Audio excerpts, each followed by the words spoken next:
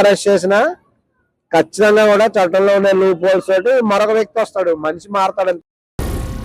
ఏం మాట్లాడుతున్నావురా, నరాలు కట్ అయిపోయింది. అప్పుడు కూడా ఇట్లా ఐబొమ్మ కాకుండా వేరే వేరే పైరసీ సినిమాలు కూడా వచ్చాయి అప్పట్లో, ఒక 10 years కింద. అవును అవును. ఇప్పుడు అట్లాంటివి ఇంకా ఎట్లాంటి కొత్త కొత్త ఏమైనా వస్తాయా? అవకాశం ఉంది. ఇప్పుడు ఐబొమ్మ రవి వెనక సినిమా పెద్దలే ఉన్నారు. కానీ ఒక అతను ఏమంటున్నాడంటే ఐబొమ్మ రవిని ఉరి తీయాలంటున్నాడు, కానీ అమ్మాయిలను రేపు చేసినారని మాత్రం ఏం చేస్తున్నారు, కానీ జనాలకు దేవుడైన ఐబొమ్మ రవిని మాత్రం ఉరి తీయాలంటారు. దీని మీద మీ ఉద్దేశం ఏంటి? అవును, ఐబొమ్మ రవి ప్రాణాలకైతే పెద్ద సమస్య వచ్చి పడిందే, ఇప్పుడు ఏం చేద్దాం హాని ఉంది, అది వాస్తవం.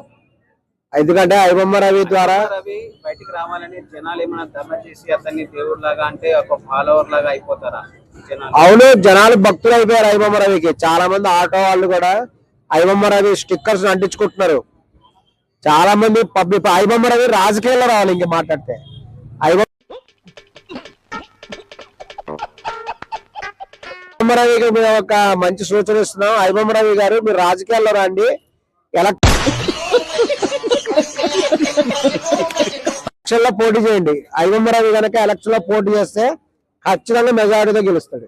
ఐబొమ్మ రవి బయటికి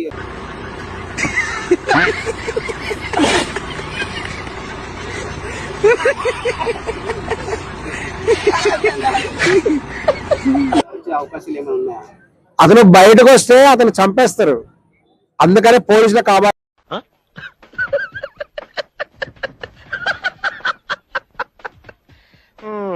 అతని ఐబొమ్మ రవికి సపోజ్ బెయిల్ ఇస్తే ఏమవుతుంది? బెయిల్ ఇచ్చి బయటకు వచ్చి ఆడుకుందాం. Bail condition